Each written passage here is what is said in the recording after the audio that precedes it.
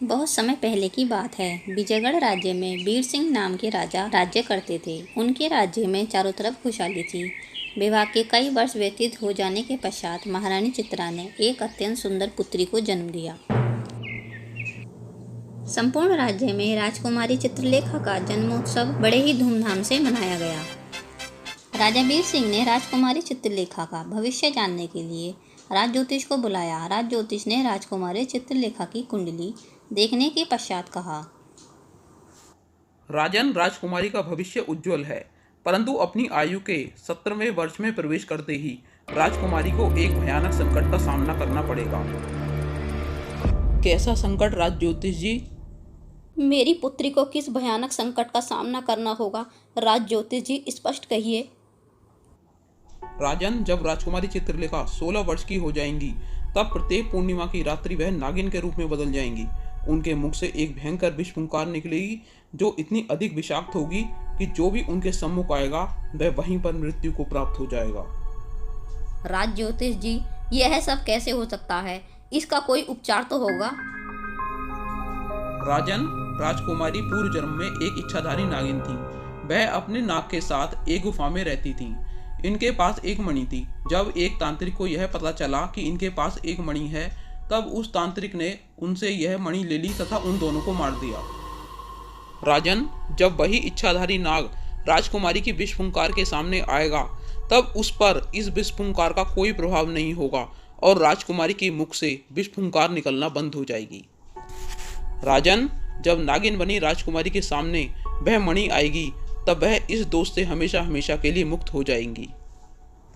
वह इच्छाधारी नाग अब मनुष्य के रूप में जन्म ले चुका है। वह मनुष्य कौन है? यह तो मुझे भी ज्ञात नहीं। राज ज्योतिष भविष्यवाणी करके चले गई। राजा और रानी राजकुमारी के भविष्य को लेकर चिंतित हो गए। धीरे धीरे 16 वर्ष व्यतीत हो गए। एक दिन पूर्णिमा की रात को राजकुमारी चित्रलेखा अपने शयन कक्ष में सो रही थी कि अचानक वह एक नागिन के रूप में परिवर्तित हो गई।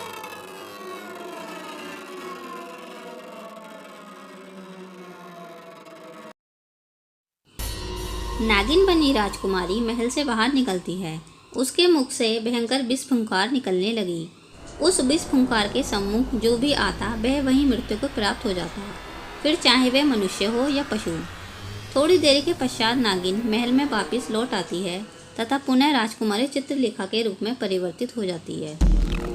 सुबह होते ही संपूर्ण राज्य में हड़कंप मच जाता है। महाराज, हमारे पशु सुबह मृत अवस्था में पाए गए हैं। उनका पूरा शरीर नीला हो गया है। किसी भयंकर विष के प्रभाव के कारण ऐसा हुआ है। राजा वीर सिंह को राज ज्योतिष की 16 वर्ष पुरानी भविष्यवाणी याद आई। 16 वर्ष की आयु में राजकुमारी पूर्णिमा की रात को नागिन के रूप में बदल जाएगी। राजकुमारी चित्रलेखा सुबह उठी तो उन्हें कुछ भी स्मरण नहीं था। पिताश्री, माताश्री, हमारे संपूर्ण राज्य में किस भयानक विष की चर्चा हो रही है और यह भयानक विष कहाँ से आया? पुत्री, शायद कोई जहरीला सर्प नगर में घुस आया है। यह सब उसी सर्प के विष का प्रभाव है। राजा और रानी राजकुमारी से सच्चाई छिपा लेते हैं और उन्हें इस घटना के विषय में कुछ नहीं बताते। अगले ही दिन राजा वीर सिंह के मित्र राजा धर्म सिंह के पुत्र राजकुमार रूपक सिंह 10 वर्ष के पश्चात विजयगढ़ में प्रवेश करते हैं। महाराज, यह सब क्या हो रहा है आपके राज्य में और प्रजा किस भयंकर विष की चर्चा कर रही है? राजा वीर सिंह पहले तो राजकुमार रूपक सिंह को कुछ नहीं बताते, परंतु राजकुमार के बार बार हट करने पर उन्हें सब कुछ बता देते हैं। तभी वहां पर महारानी और राजकुमारी आ जाती हैं। महारानी, यह हमारे मित्र राजा धर्म सिंह के पुत्र राजकुमार रूपक सिंह हैं। राजकुमार और राजकुमारी को अपनी बाल्यावस्था के दिन स्मरण हो आए। राजकुमार रूपक सिंह राजकुमारी चित्रलेखा के साथ घटित हुई घटना को लेकर चिंतित हो जाता है। वह महाराज और महारानी से आज्ञा लेकर उस मनुष्य रूपी इच्छाधारी नाग और मणि की खोज में निकल जाता है। बहुत दिनों तक कठिनाइयों का सामना करने के पश्चात भी राजकुमार को वह मनुष्य रूपी इच्छाधारी नाग नहीं मिलता। एक दिन राजकुमार सरोवर के समीप जा पहुंचता है। वहाँ उसे कुछ सुंदर पुष्प दिखाई दिए। वह कुछ पुष्प लेकर वहाँ से गुजर रहा था कि उसे एक ठोकर लगती है और उसके हाथ में से कुछ पुष्प पत्थर बनी एक चिड़िया पर गिर जाते हैं। पुष्प को स्पर्श करते ही उस चिड़िया में चेतना आ जाती है और देखते ही देखते वह एक परी के रूप में परिवर्तित हो जाती है। परी राजकुमार का आभार व्यक्त करती है। परी, आप एक पत्थर की चिड़िया के रूप में कैसे बदल गई थीं? राजकुमार, इस पहाड़ी के दूसरी तरफ एक दुष्ट तांत्रिक रहता है। उसके पास एक मणि है। वह उस मणि की सहायता से संसार का सबसे शक्तिशाली मनुष्य बनना चाहता है। उसने संसार में बुराई फैलाने के लिए एक सेना बना रखी है। वह मुझे भी उस सेना में सम्मिलित करना चाहता था, पर मैंने उसका प्रस्ताव अस्वीकार कर दिया। इसलिए उसने मुझे पत्थर की एक चिड़िया बना दिया।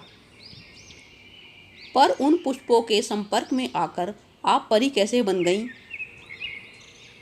राजकुमार, यह एक दिव्य पुष्प है जो सैकड़ों वर्षों में एक बार ही खिलता है और केवल कुछ क्षणों के लिए ही दिखाई देता है। इस पुष्प के स्पर्श मात्र से पत्थर में भी प्राण आ जाते हैं। जब इस पुष्प ने मुझे स्पर्श किया तब मैं चिड़िया से परी बन गई। जब परी ने राजकुमार से जंगल में इस तरह भटकने का कारण पूछा, तब राजकुमार ने उसे सब कुछ बता दिया। राजकुमार, तुम मेरे साथ चलो। इस कार्य में मैं तुम्हारी सहायता करूंगी। राजकुमार ने घोड़े को अपने राज्य की ओर जाने का आदेश दिया और परी के साथ चल पड़ा। परी राजकुमार को लेकर तांत्रिक के पास पहुंच जाती है। उसने देखा कि तांत्रिक तंत्र साधना में लगा हुआ है। परी को कुछ क्षण विचार करने के पश्चात एक युक्ति सूझी। उसने तांत्रिक को मायाजाल में फंसाने के लिए अपने असंख्य प्रतिबिंब बनाई और स्वयं राजकुमार को लेकर मणि के पास पहुंच गई। राजकुमार, इस बक्स के अंदर वह मणि है। इसे खोलकर उस मणि को निकाल लो। राजकुमार ने वह मणि निकाल ली। मणि को स्पर्श करते ही राजकुमार को सब कुछ याद आ गया। उधर तांत्रिक परी के मायाजाल से जूझ रहा था, लेकिन शीघ्र ही उसने पता लगा लिया कि वह केवल प्रतिबिंबों का मायाजाल है। वह मणि की ओर दौड़ा। तेरा साहस कैसे हुआ इस मणि को हाथ लगाने का? आज तेरी मृत्यु निश्चित है। राजकुमार, इस दुष्ट के गले में लटकी माला को तोड़ दो। राजकुमार ने फुर्ती से वह माला तोड़ दी। माला के टूटते ही तांत्रिक की मृत्यु हो जाती है। परी, मणि को छूने से मुझे यह पता चल गया है कि मैं ही वो इच्छाधारी नाग हूँ। परी, आज पूर्णिमा है। अब हमें शीघ्र ही विजयगढ़ पहुँचना होगा। राजकुमार, तुम चिंता मत करो। अब हम शीघ्र ही विजयगढ़ पहुंच जाएंगे। उधर विजयगढ़ में नागिन बनी राजकुमारी के मुख से विष फुंकार निकलने वाली होती है। तभी राजकुमार रूपक सिंह नागिन के सामने आ जाता है। राजकुमार के सामने आते ही नागिन के मुंह से विष फुंकार निकलनी बंद हो जाती है। महाराज, राजकुमार रूपक सिंह ही राजकुमारी के पूर्व जन्म के इच्छाधारी नाग हैं। राजकुमार मणि निकालता है। मणि के सामने आते ही नागिन राजकुमारी में परिवर्तित हो जाती है और हमेशा हमेशा के लिए वह इस दोष से मुक्त हो जाती है। तभी एक आकाशवाणी होती है।